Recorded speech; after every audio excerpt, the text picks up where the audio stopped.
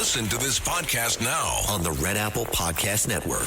The Idea Gen Global Podcast with George Sifakis. I'm George Sifakis. In a world overflowing with noise, there is one forum where the world's smartest voices connect, where visionaries sit at the same table as innovators, and great minds don't just talk, they act.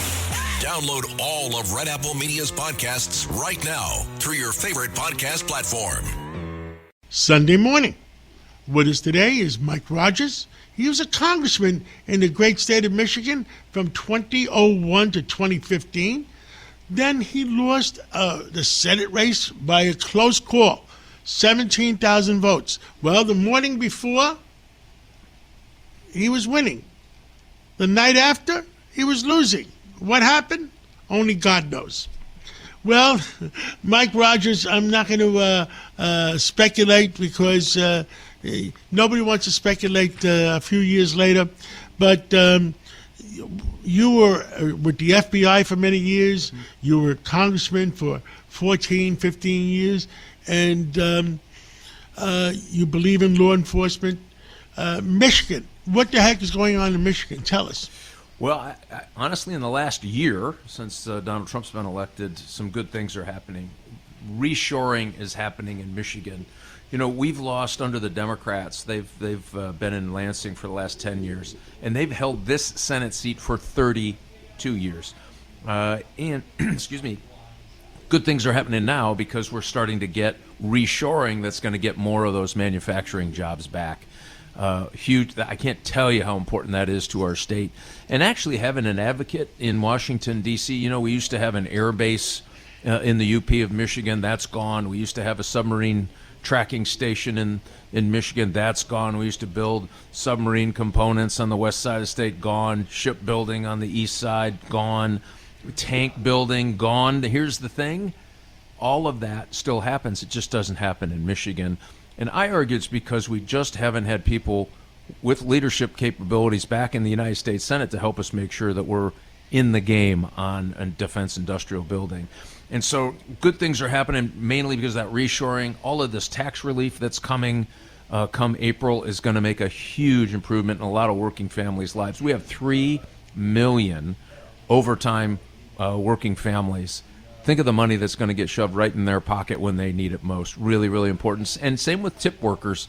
Several 100,000 tip workers going to get huge good call when they file their taxes this year. So we're pretty fired up about where we're going. I am not negative on the economy there. I'm bullish on Michigan. We are going to get back in the business of defense industrial build. Oh, and by the way, we're going to build a lot of other good stuff too. Is any of the car companies coming back since President Trump, through tariffs and through other means, is making it more desirable for them to come back and produce cars in maybe Detroit again? So they have, General Motors announced $4 billion since those tariffs in the automobile business. $4 billion coming right to Michigan. Stellantis has announced reinvestment in the country. Ford is doing the same. In little benefits that people around the country might not notice, but we sure do. You know, with all those EV regulations that happen, the CEO of Ford said, if you want to know why your cars are a lot more expensive than they should be, you thanks all of that Biden Democrat mandate on EVs. Well, we have a plant in Lansing, Michigan, that was getting $400 million from the government, which is all of our money, to convert that thing to making electric Cadillacs. Not a big market for it, but they were going to have to do it anyway. Well, when Trump got in, that money went away. They just announced that they're going to build a gas version of the CTS-5 Cadillac in Lansing, Michigan. It's a gorgeous car, and that's exciting because people want to buy that car. That means we're going to keep production up.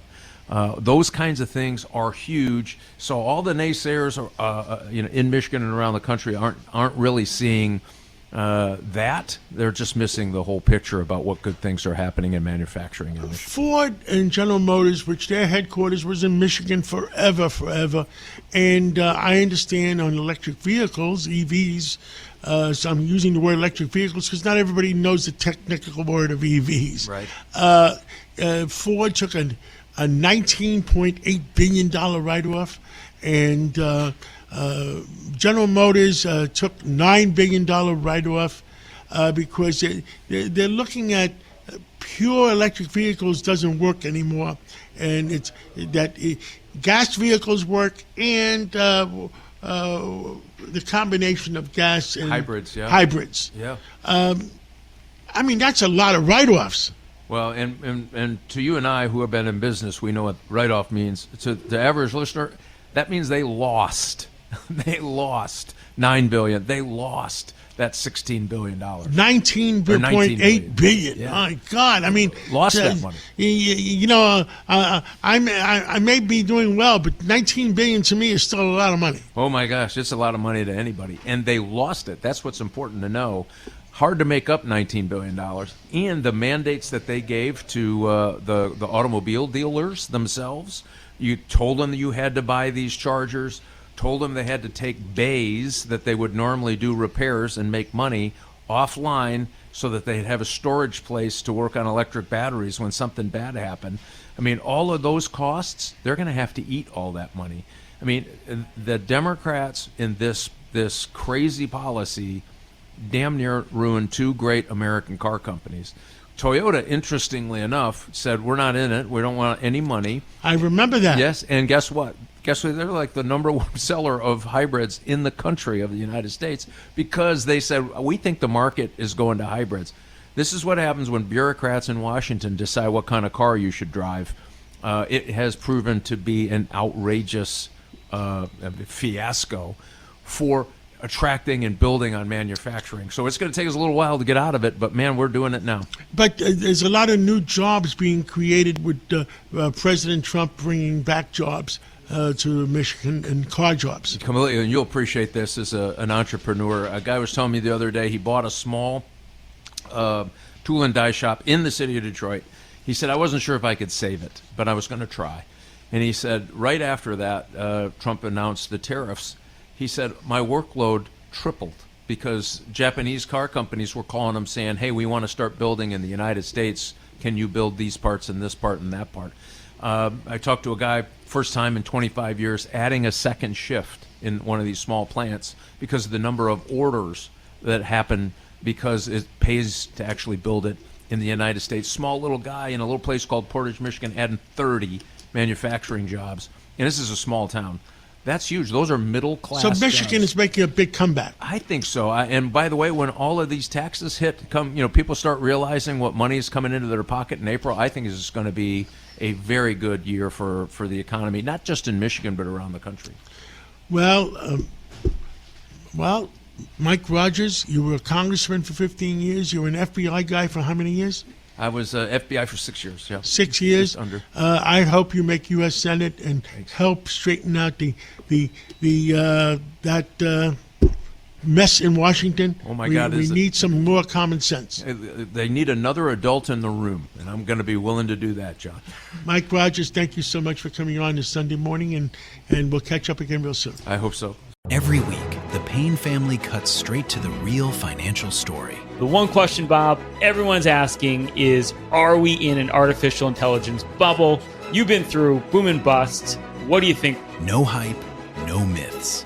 Just what actually matters to your money. Does feel very similar to what we experienced in the 90s. Where are we, though? Are we in 1995, 1997, 1999? Listen to the Pain Points of Wealth on the Red Apple Podcast Network.